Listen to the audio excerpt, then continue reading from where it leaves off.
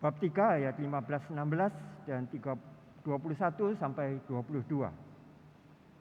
Ketika Yohanes tampil di Sungai Yordan, banyak orang menanti-nanti dan berharap, dan semuanya bertanya dalam hati tentang Yohanes. Kalau ia adalah Mesias.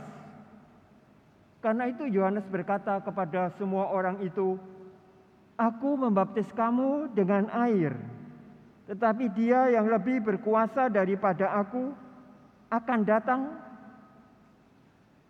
dan membuka tali kasutnya pun aku tidak layak. Ia akan membaptis kamu dengan Roh Kudus dan dengan api." Ketika seluruh orang banyak itu telah dibaptis, dan ketika Yesus sedang berdoa, setelah ia juga dibaptis, terbukalah langit dan turunlah Roh Kudus dalam rupa burung merpati ke atasnya. Terdengarlah suara dari langit, "Engkaulah putraku yang terkasih, kepadamulah aku berkenan." Demikianlah Injil Tuhan.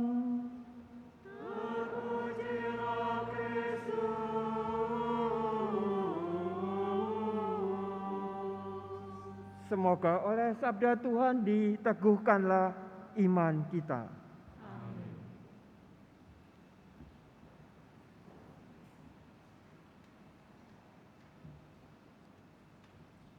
Baru 2 minggu kita merayakan Natal, kini kita merayakan pembaptisan Tuhan. Dia baru lahir, dan kini di dalam pembaptisan diperkirakan usia Yesus sekitar 30 tahun. Dalam waktu 2 minggu ini kita memikirkan Yesus yang bayi, tetapi sekarang hari ini sudah muncul di dalam pembaptisannya. Mengapa dia mau dibaptis? Saya jadi teringat, saya dibaptis itu usia 4 tahun. Saya lahir di Bondowoso, tetapi dibaptis di Katedral Hati Kudus Yesus Surabaya. Umur 4 tahun. Tanggalnya masih ingat, 24 Maret 1952. Waktu masih kecil itu Surabaya tidak pasti, tidak seramai sekarang. Ada tram listrik, dari rumah naik tram listrik di Jalan Raya Darmo itu, lalu berhenti di Jalan Pemuda, turun di situ, itu sore hari, mungkin seperti waktu seperti ini. Lalu dari Jalan Pemuda itu ke belakangan disebut Taman Hiburan Rakyat, dulu itu Yarmark atau pasar tahunan, untuk melihat-lihat keramaian. Senang sebagai anak umur 5-6 tahun diajak oleh kakek dan nenek saya naik tram listrik. Gembira karena bersama dengan kakek nenek itu, yang dari Jalan Pemuda itu ke Taman Hiburan Rakyat itu jalan kaki. Tapi orang sudah juga banyak berjalan. Tetapi kini sudah usia lanjut juga. Tetapi selama ini ya, setiap orang setelah permandian, dulu baptis itu namanya permandian, dan seperti dikatakan oleh Paulus kepada Titus tadi, permandian kelahiran baru. Artinya setiap tahun kita merayakan Natal kelahiran Yesus ini, sepertinya kita diminta juga untuk lahir kembali, membuka sesuatu yang baru. Hari ini kita diminta untuk ikut serta dalam pekerjaan bersama dengan Yesus. Yesus mulai pembaptisan sebagai tanda inilah permulaan karyanya tampil di depan umum. Dan diingatkan oleh Bapa di surga bahwa inilah waktu dia untuk ikut serta seperti kata Yesaya tadi, untuk lagi memapas bukit-bukit, untuk menimbuni lembah, supaya kerajaan Allah itu makin tampak. Itu pekerjaan yang Tuhan Yesus ditugaskan oleh Bapanya. Seperti kita juga saat ini, kita diminta untuk mengingat kembali pembaptisan kita. Pembaptisan itu sebenarnya memang bukan perayaan, bukan harinya yang menentukan, tetapi perjalanan pembaptisan itu. Perjalanan pembaptisan itu selalu mengingatkan kita bahwa kita punya tugas di dunia ini. Pembaptisan itu bukan hanya upacara, tetapi pembaptisan itu berarti kita diberi tugas. Tuhan Yesus dibaptis dan Tuhan Yesus diingatkan oleh Bapanya, inilah saatnya kamu tampil dengan keyakinan pasti bahwa kamu itu putraku. Inilah putraku yang terkasih, aku berkenan kepadanya. Itu suara yang terdengar. Dan langit terbuka dan Roh Kudus seperti burung merpati tinggal di atas Yesus. Roh Kudus itu memulai bagaimana seseorang itu dipenuhi dengan cita-cita surgawi. Kita pun juga selama 2 minggu kita merayakan kelahiran Yesus, kita diingatkan akan masa lampau waktu Yesus lahir, tetapi kini kita diingatkan kembali akan Yesus yang memulai tugasnya. Pembaptisan Yesus itu puncaknya ketika kita merayakan Paskah nanti. Puncaknya pembaptisan Yesus itu di kayu salib itu. Itu puncak pembaptisan Yesus. Puncak kelahiran baru kita. Karena kita dijadikan anak-anak angkat Allah, anak-anak putra-putri Allah. Itu tugas kita. Karena itu Tuhan Yesus datang itu dengan mengatakan, bertobatlah, supaya kita mengingat kembali apa yang menjadi tugas kita. Karena kini bukan lagi kita supaya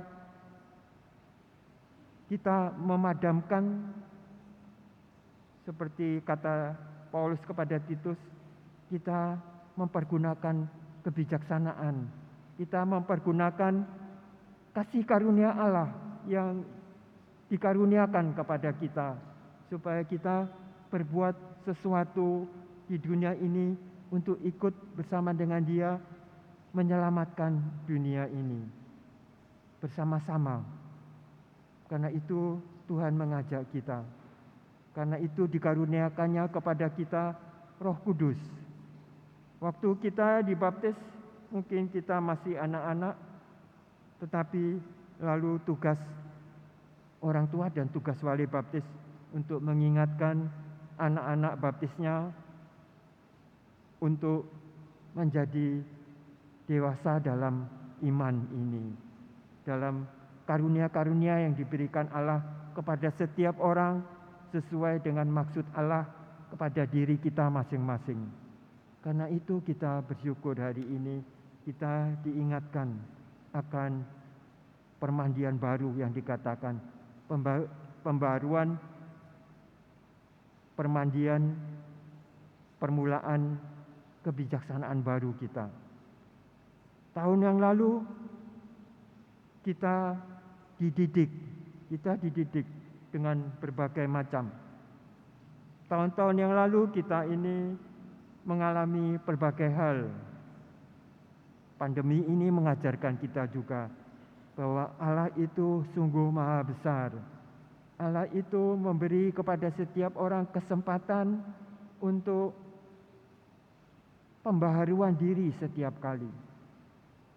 Karena pembaptisan itu bukan berarti suatu perayaan lalu kita melupakannya, tetapi untuk diingat-ingat kembali akan tugas yang diberikan kepada kita ini masing-masing, setiap orang akan apa yang diperlukan oleh diri kita ini untuk dapat mengerjakan apa yang dikehendaki Allah. Karena itu dikatakan kepada kita oleh Nabi Yesaya itu bahwa bersorak-soraklah, hai putri Sion, bersorak-soraklah, hai Yerusalem, karena sekarang terjadi pembebasanmu. Terjadi bahwa engkau dapat melihat berkat pembaptisan dan apa yang kita lakukan karena pembaptisan itu, mata hati kita lebih cerah untuk melihat hal-hal yang dikehendaki surga itu, dikehendaki oleh Allah kita. Tuhan itu menghendaki agar kita bersama-sama dengan Dia dalam kesatuan untuk mengerjakan penebusan manusia di dunia ini, untuk membawa perdamaian, keadilan, dan kebenaran. Tadi dikatakan kebenaran Allah itu disampaikan kepada kita. Karena itu mari kita setiap kali juga ketika mengalami apa di masa depan ini, kita yakin bahwa Allah itu akan terus menemani kita. Karena Kristus yang datang ini untuk kita, bukan untuk siapa-siapa, tetapi untuk kita yang percaya. Yang percaya bahwa Dia datang dan memberi kita karunia-karunia-Nya. Bahkan kesempatan untuk menjadi seperti Dia, untuk menjadi kudus seperti Dia, untuk melaksanakan apa yang menjadi kehendak Bapa. Bukan lagi kehendakku atau rencanaku, tetapi apa yang menjadi rencana Bapa dalam diriku. Sebab itu yang membuat kita berkenan kepada Bapa di surga. Karena itu dikatakan dalam Injil tadi, ketika Yesus sudah dibaptis dan sedang berdoa bersama dengan semua orang yang dibaptis itu, mendapatkan pencerahan dari suara Bapa itu. Dan semua orang yang di situ pasti mendapat pencerahan karena Roh Kudus turun atas Kristus Yesus Tuhan kita. Karena dalam kebersamaan pembaptisan itu, Kristus mengajak kita terus-menerus untuk melakukan pembaruan diri. Tahu bahwa kita bukan sekedar manusia yang punya masing-masing keinginan, tetapi dalam kesatuan sebagai anak-anak Allah untuk melaksanakan kehendak Bapa di surga. Beruntunglah kita, karena kita mendapatkan terang Tuhan itu. Masa kini untuk menghadapi masa depan yang dengan hati yang lebih berketetapan, hati yang penuh dengan kepastian karena Roh Kudus menyertai kita.